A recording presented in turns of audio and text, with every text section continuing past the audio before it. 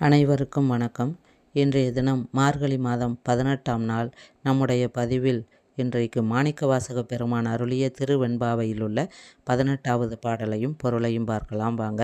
பாடல்: அண்ணாமலையான் அடிக்கமலம் சென்றிறைஞ்சும் விண்ணோர் முடியின் மணித்தொகை வீற்றார்போல் கண்ணார் இரவி கதிர்வந்து கார்கரப்ப தன்னார் ஒளிமழுங்கி தாரகைகள் தாமகல பெண்ணாகி ஆனாய் அளியாய் பிறகொளிசேர் விண்ணாகி மண்ணாகி இத்தனையும் வேறாகி கண்ணார அமுதமாய் நின்றான் கழல்பாடி பெண்ணே இப்பூம்புனல் பாய்ந்தாடலோர் எம்பாவாய். பொருள்: சூரியனின் ஒளிக்கீற்று வெளிப்பட்டதும் விண்ணில் உள்ள நட்சத்திரங்களெல்லாம் எப்படி மறைந்தனவோ அப்படி அண்ணாமலையாரின் திருவடியை பணிந்ததும் தேவர்களின் மணிமுடியிலுள்ள நவரத்தினங்கள் ஒளி இழந்தன.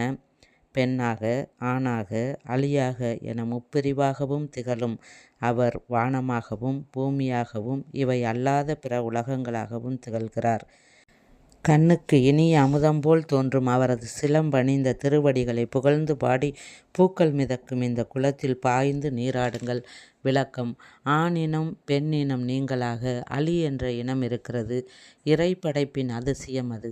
அதனால்தான் அவர்களை திருநங்கை என பெயர் சூட்டி அவர்களை கௌரவித்துள்ளோம். இறை படைப்பில் எதுவுமே கேலிக்குரியதல்ல, எல்லாம் அவன் செயல். இறைவனே அலியாகவும் இருக்கும்போது மனித படைப்பில் இருந்தால் என்ன? எல்லா உயிர்களையும் பரம்பொருளாக காண வேண்டும் என்பதை உணர்த்தவே இப்பாடலை மாணிக்கவாசக பெருமான் அருளியுள்ளார். நன்றி.